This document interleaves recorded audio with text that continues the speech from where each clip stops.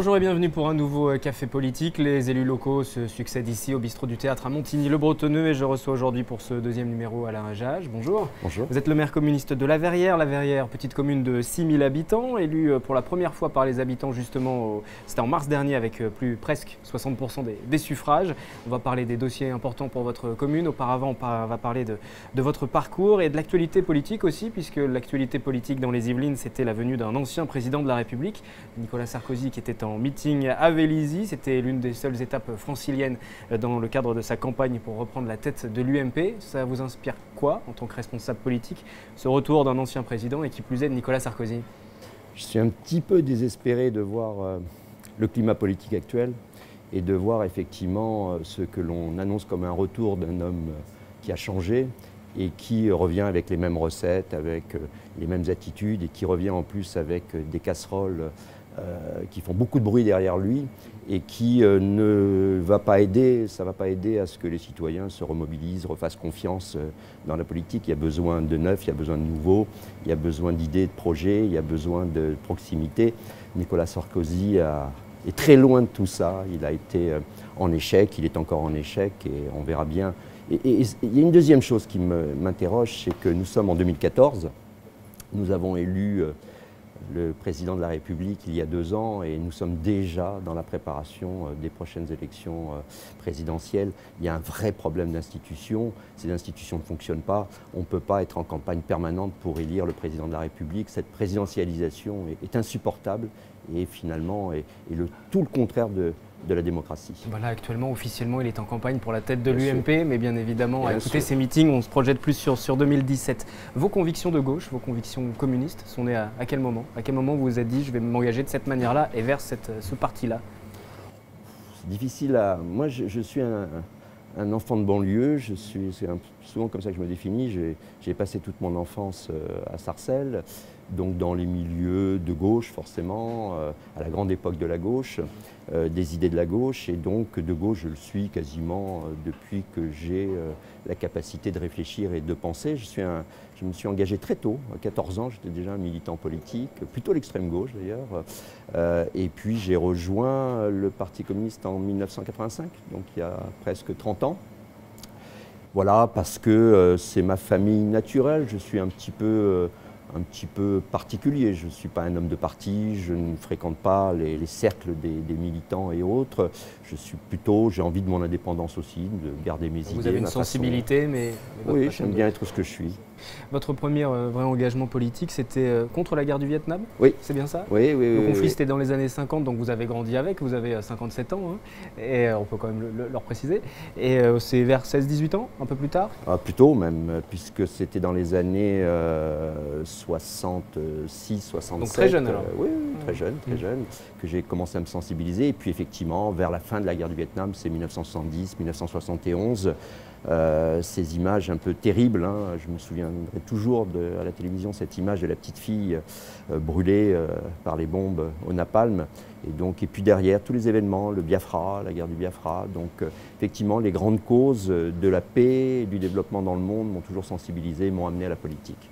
On prend peut-être le fil chronologique, l'évolution de votre parcours en politique. 87, vous avez une trentaine d'années, vous vous installez à La Verrière. Qu'est-ce qui a motivé cette installation? C'était déjà dans le but ensuite d'accéder à la mairie, de commencer à prendre contact avec le maire de l'époque, Pierre Sélincourt, maire emblématique de cette ville? Pas du tout. Je travaillais dans le milieu de l'animation à Mantes.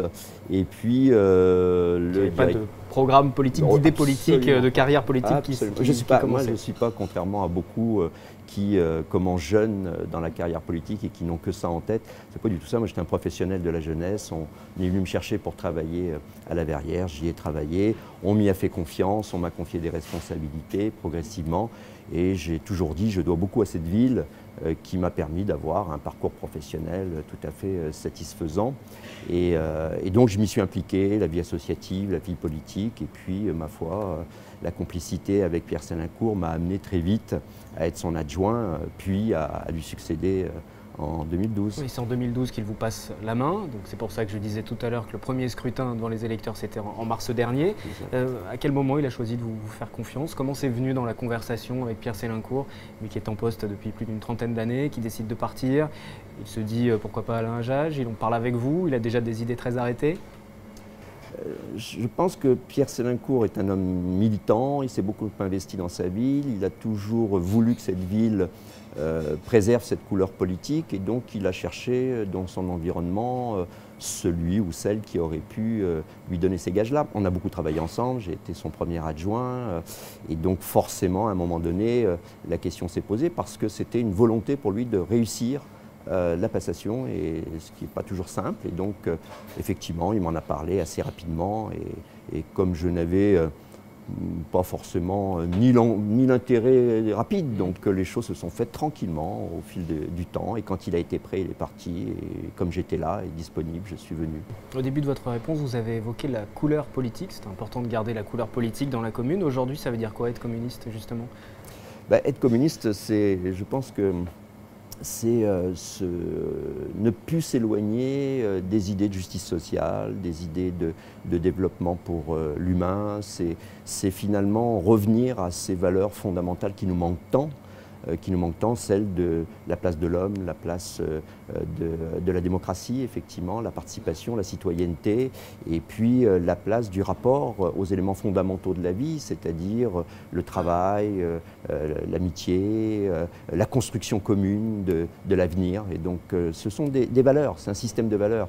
Après, derrière, il y a des partis, des organisations, on peut être d'accord ou pas d'accord sur la totalité, mais je crois que l'esprit, effectivement, de vouloir une société meilleure, une société plus juste, reste d'actualité. C'est pas utopique? Mais non, c'est pas du tout. Ça peut s'appliquer, ça peut se traduire concrètement? Bien sûr. On va voir comment vous vous efforcez à l'appliquer dans votre commune dans un instant. Juste peut-être une réaction, vous vous souvenez peut-être de ces déclarations, c'était en 2012, François Hollande, qui n'est pas encore président, a cette déclaration. Aujourd'hui, il n'y a plus de communistes, il le dit en Angleterre. C'est exact. Voilà, et ça vous a peut-être interpellé, choqué. Vous avez pensé quoi à l'époque? Aujourd'hui, il n'y a plus de communistes, n'ayez pas peur, c'est ce qu'il a dit en Angleterre. Oui. Qu'ils le disent à la place où il est aujourd'hui, on voit bien que finalement ça correspondait assez bien à ses tentations et à l'esprit dans lequel il est, effectivement, très social-démocrate.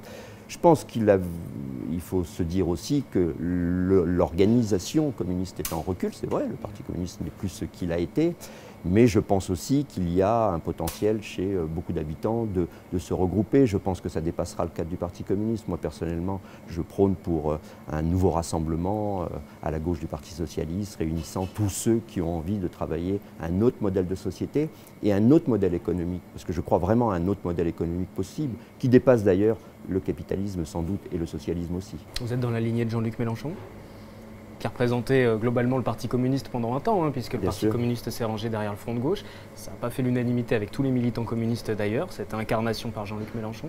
Vous êtes plutôt dans sa logique, de se mettre en retrait J'apprécie les idées qu'il défend, je suis moins réceptif aux personnages. Je pense que moi je suis pour un monde de débat, de confrontation et de débat, mais de respect. Je pense que... Vous comprenez qu'il ait fait peur peut-être aussi parfois à certains, dans sa façon d'être? Oui, je pense qu'il faut effectivement être attentif à rassembler, à réunir, et donc il faut travailler aussi la forme.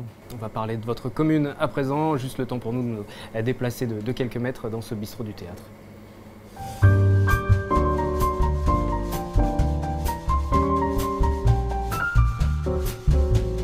Seconde partie de ce café politique, toujours avec Alain Jage, le maire de la Verrière. Ce sont comme d'habitude les habitants qui vont témoigner un petit peu des plus et des moins. C'est la question que nous sommes allés leur poser. Je vous laisse écouter ce micro-trottoir. Améliorer, c'est les transports le week-end, parce qu'il n'y a, quasiment pas de bus.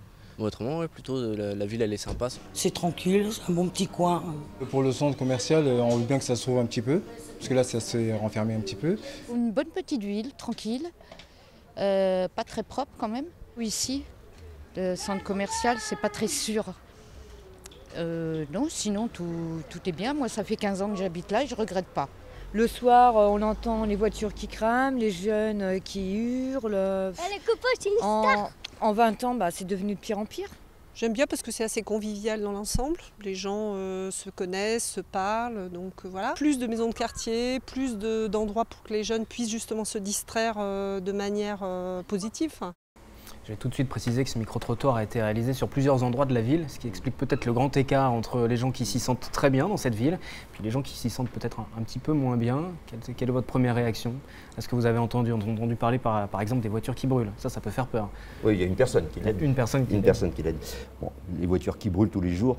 Non, il y a qu'il y ait ce qui ressort, c'est effectivement le travail que nous avons engagé qu'il faut poursuivre sur le centre commercial d'Orly Park, puisqu'en l'occurrence, c'est le lieu où il y a effectivement des difficultés de vie quotidienne, de propreté, d'entretien, donc sur lequel nous intervenons régulièrement et sur lequel nous allons renforcer nos interventions. Sur le reste, je suis quand même plutôt satisfait de voir que l'appréciation des Verriérois est assez positive sur leur qualité de vie à la Verrière, ce qui est bien. On parlait de l'occupation des jeunes aussi dans le micro-trottoir. Il faut plus d'activités, il faut s'occuper de ces jeunes.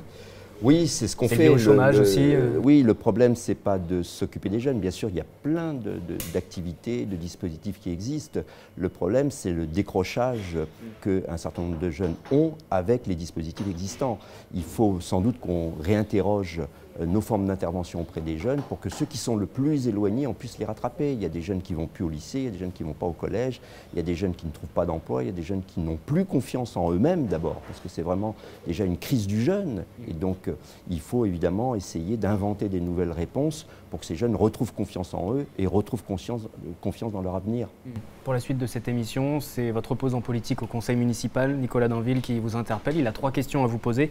On va commencer par un premier point, la porte sur la sécurité, justement. Oh, quel étonnement. Bonjour Monsieur Hadjadj. Ma question concerne l'absence de sécurité à la Verrière. Des camions Intermarché ont été incendiés, des voitures ont brûlé pendant l'été. Une femme s'est faite sauvagement agresser au centre commercial. Il y a également un certain nombre de Verriérois qui ont peur de sortir de chez eux à cause de bandes qui font du trafic de drogue au pied de leur immeuble, notamment à Orly Park. Donc, première question, avez-vous conscience de ce problème et que faites-vous pour y apporter des solutions concrètes au-delà des caméras de vidéoprotection qui devraient voir le jour dans quelques semaines?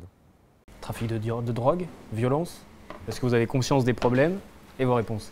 Évidemment qu'on a conscience des problèmes. Monsieur Dainville, je crois, travaille à la mairie d'Elancourt et il sait conseiller, j'imagine, le maire d'Elancourt sur les difficultés de sécurité qu'il y a à Elancourt, puisqu'on a le même taux d'insécurité et de délinquance à la Verrière qu'à Elancourt. Donc les problématiques d'insécurité sont assez générales dans notre région et dans notre pays, et donc bien évidemment que j'ai conscience qu'à la Verrière, il y a des situations sur lesquelles il faut intervenir. Nous le faisons, je le redis, il y a une description un peu apocalyptique, on a l'habitude avec M. Dainville, c'est son fonds de commerce. Ceci dit, sur le centre commercial d'Orly Park, au-delà de la vidéoprotection, il faut savoir quand même que cet été, nous avons mis des agents de sécurité de proximité qui ont donc jusqu'à 3-4 heures du matin assuré une présence régulière. Nous avons aussi en continu tous les jours une présence humaine sur le centre commercial pour réguler ces phénomènes. Nous travaillons en coordination avec la police pour qu'il y ait effectivement un travail sur les trafics, parce qu'il y a plusieurs niveaux dans l'insécurité. Il y a les trafics, et ça c'est répréhensible, il faut vraiment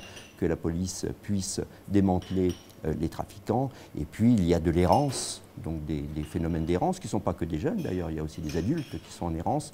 Et là c'est du traitement, quelquefois, psy, de l'accompagnement social lourd, profond, sur ces personnes qui ne vont pas bien. Et donc il faut traiter les problèmes dans leur diversité. Il n'y a pas une seule réponse, il y a des réponses qu'il faut cumuler.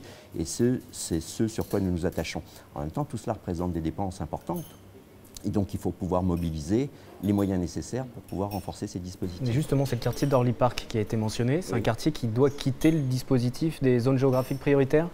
On a quand même espoir qu'on va réussir à... C'est ces zones qui reçoivent des aides supplémentaires de l'État, et vous avez lancé une pétition parce qu'avec le nouveau mode de calcul, certaines parties de la ville vont quitter ce dispositif. Tout à fait. Donc on a occupé d'ailleurs le centre commercial pendant 3 jours, là, vendredi, samedi et dimanche, pour attirer l'attention des pouvoirs publics. On les a rencontrés. Donc nous souhaitons que ce quartier reste parce qu'effectivement, on le voit bien, il a besoin encore d'être accompagné. La ville a besoin d'être aidée pour pouvoir maintenir ces dispositifs. Ce désengagement de l'État, vous le percevez au quotidien ? Ah oui. C'est un problème ponctuel sur les zones géographiques prioritaires? C'est dramatique, c'est dramatique. On a eu une baisse de 10% de notre dotation de l'État l'année dernière. On nous annonce une nouvelle baisse de 10% qui s'ajoute aux 5% de 2013. Au total, la dotation de l'État aura baissé de près de 25% en 3 ans. C'est-à-dire nous aurons perdu quasiment 300 000 euros. 300 000 euros, c'est 10 agents communaux, pour vous donner une idée. Donc c'est dramatique. Et en même temps, il y a des charges nouvelles. On a pris en charge la réforme des rythmes scolaires en partie, donc qui nous coûte. Il y a sans arrêt des transferts de charges vers la collectivité. Et quand les dotations baissent, elles baissent aussi pour l'agglomération, pour le département. Et donc le département et l'agglomération nous disent, bah oui, mais nous, on va être obligés de baisser vos dotations aux communes. Comment vous compensez ? On compense par un travail très fin sur l'organisation des services. Donc on essaye effectivement d'optimiser nos services, d'améliorer l'efficacité de nos services par la formation. Pas d'augmentation pour les fonctionnaires en place, alors ça, c'est pas d'embauche. Donc oui, effectivement, pas d'embauche en tout cas. C'est sûr, c'est même quelquefois regarder comment on peut faire mieux, ou en tout cas la même chose avec moins de salariés. C'est des économies de fonctionnement sur tous les postes.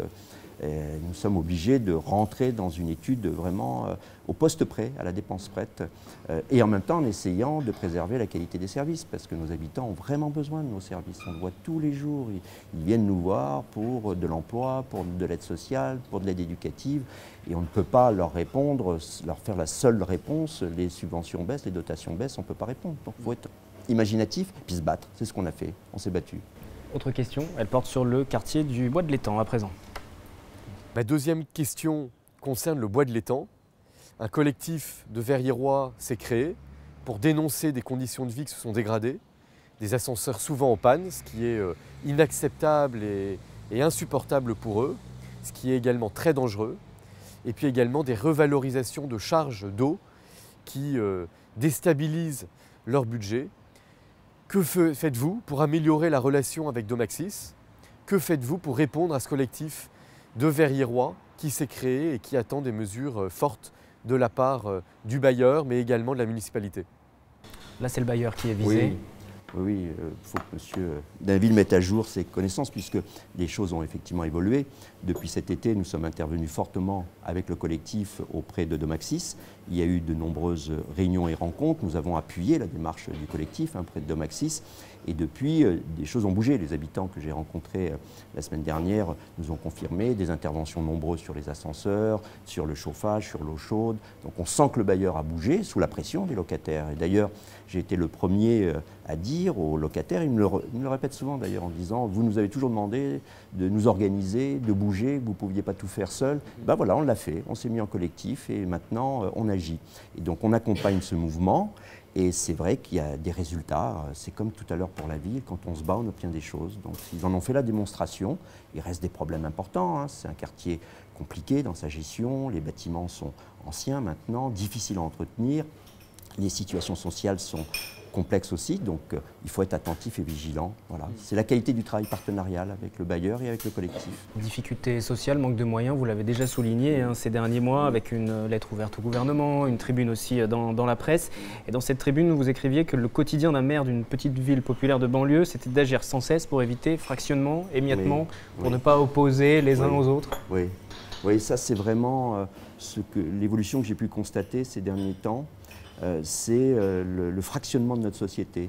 Je le dis souvent, il y a ceux qui ont du travail, ceux qui n'en ont pas, il y a ceux qui ont la foi et ceux qui ne l'ont pas, il y a ceux qui ont l'argent et ceux qui ne l'ont pas, il y a ceux qui font pas. Notre société est émiettée et au Bois de l'Étang et à la Verrière, c'est la même chose. On retrouve ces...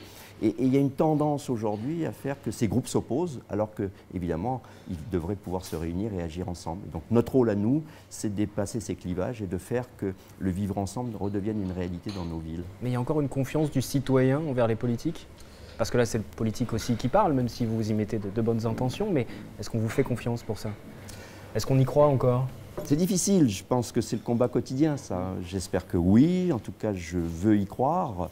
Je veux croire que moi je n'ai pas d'enjeu personnel dans cette affaire, donc je ne suis pas carriériste, je n'ai pas d'ambition, je fais partie d'un parti qui ne vise pas la députation, ne vise pas d'être sénateur. Donc voilà, je suis très libre de tout cela et donc je peux me consacrer entièrement à la gestion de ma ville et pas à mes ambitions personnelles. Donc je pense que ça crée un rapport particulier. D'autre part, je les connais bien, les Verriérois, pour y être depuis 30 ans, donc ça aussi c'est important. Moi je leur ai toujours dit, je ne fais pas de promesses, je prends des engagements. Et donc les engagements, c'est d'agir ensemble pour obtenir un certain nombre de réussites, de résultats. Et les promesses, c'est dire à toi je te trouverai un travail, à toi je te trouverai un logement. J'ai jamais fait ça. Je ne suis pas clientéliste.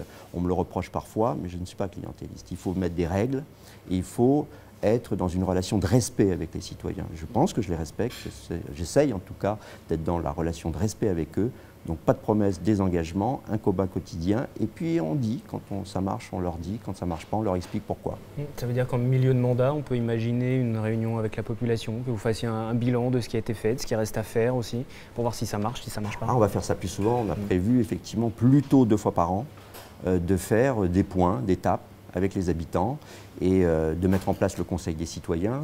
Donc il y a tout un ensemble d'initiatives qui vont être prises pour remettre le citoyen au cœur et pas comme un discours politicien, mais comme un discours politique. C'est-à-dire je crois vraiment à une démocratie plus responsabilisante vis-à-vis des citoyens.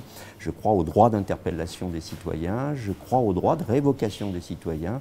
Je pense qu'on n'est pas là pour accomplir 4-5 mandats, pour se faire plaisir. On est là pour réussir. Si on ne réussit pas, il faut laisser la place. C'est un discours peut-être un petit peu différent par rapport à ce qui se faisait avant à la Verrière. Le maire est resté pendant de nombreux mandats. Vous voyez faire le même parcours que Pierre Sélincourt? Non, non, pour plein de raisons, mais c'était une époque différente.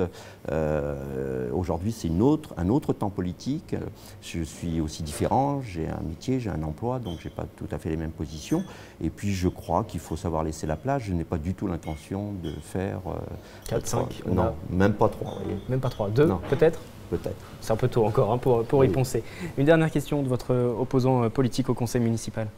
Ma troisième question concerne les bécanes.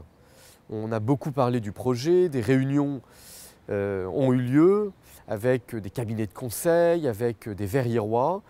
Sauf que les verriérois, maintenant, ils attendent du concret. Quand est-ce qu'auront lieu les travaux? Pour combien de logements? Qui y aura accès?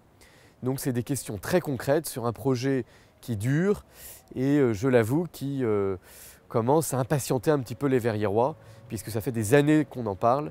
Donc, on a envie de voir le projet, son aboutissement et surtout de savoir concrètement quand est-ce que le projet va démarrer. Des années, même des dizaines d'années pour le quartier des Bécanes. Pour donner quelques clés, le quartier les terrains étaient bloqués pour une éventuelle extension de l'autoroute A12. Finalement, vous récupérez ces terrains. Vous parlez de développement. Aujourd'hui, on en est où? Alors, d'abord, ça ne fait pas si longtemps que ça pour un projet de cette ampleur que nous y travaillons, puisque l'équipe de maîtrise d'œuvre a été nommée il y a un peu plus d'1 an. Et donc, ça prend du temps, effectivement, pour construire un projet d'aménagement, pour maîtriser le foncier et pour rechercher les financements. Tout le monde s'accorde à dire, d'ailleurs, que c'est un des projets qui va le plus vite sur le territoire, au point qu'aujourd'hui, il est porté par l'ensemble des partenaires. J'ai encore vu Pierre Bédier il n'y a pas très longtemps, qui m'a confirmé son soutien au projet, du Conseil général. Le président du Conseil général. On a revu la région, de même, le préfet de région, la secrétaire d'État à la ville a bien redit que le carrefour de la Malmedonne était une des priorités.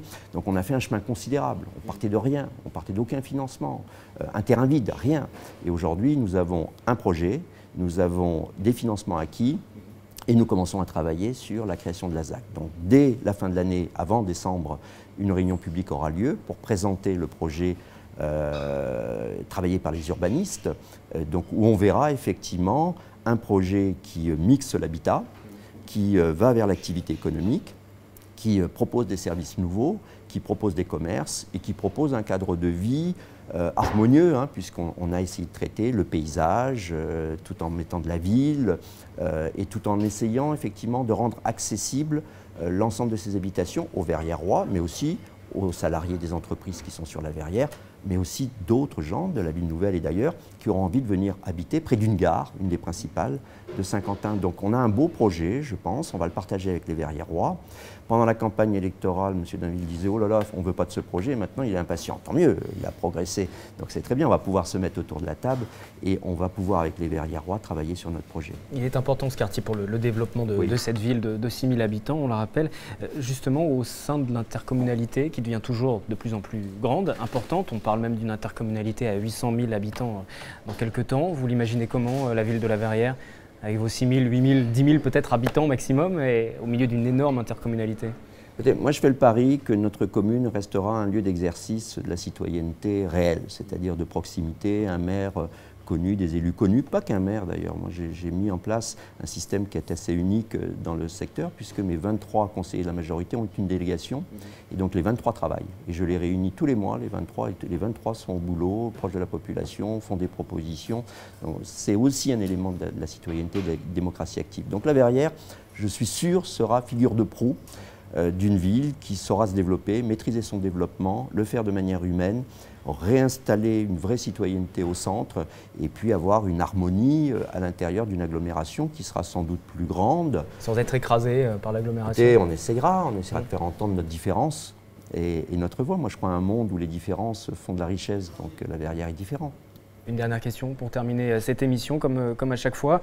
Si vous ne deviez tenir qu'un seul engagement, on espère que vous en tiendrez plus d'ici la fin du mandat, mais s'il n'y en avait qu'un seul que vous deviez prendre aujourd'hui, d'ici la fin du mandat, ce serait lequel? Oh là là. Qu'est-ce qui vous tient le plus à cœur? C'est difficile parce qu'il y a tellement de choses que je voudrais faire que vous me posez une question piège là. Franchement, vous me posez une question piège. J'ai envie de dire, mais ça peut paraître naïf, j'aimerais vraiment que les verriérois que je connais depuis longtemps, qui sont en grande difficulté, qui attendent emploi ou logement, puissent trouver des réponses. Si sur la fin du mandat, grâce à notre projet de développement, on peut permettre à un certain nombre d'entre eux, et ceux qui sont le plus en difficulté, de trouver du boulot à la Verrière ou ailleurs, et d'avoir une réponse en logement, et puis de bien vivre ensemble, franchement, je serais le maire le plus heureux du monde, parce que c'est ce qu'on souhaite. On souhaite vraiment des habitants qui s'en sortent. Et puis c'est vrai que mon grand rêve, c'est les habitants qui continuent de m'interpeller, qui ne sont pas contents et qui me le disent, qui viennent aux réunions, qui nous bousculent. Moi, ça ne me gêne pas d'être bousculé. C'est pas confortable, mais on ne cherche pas le confort quand on est élu. Merci Alain Hajaj d'avoir participé à ce Café Politique. Café Politique qui revient le 2 novembre. Prochain invité, Jean-Michel Faurousse, le maire UMP d'Elancourt, également premier vice-président de Saint-Quentin-en-Yvelines en charge de l'économie.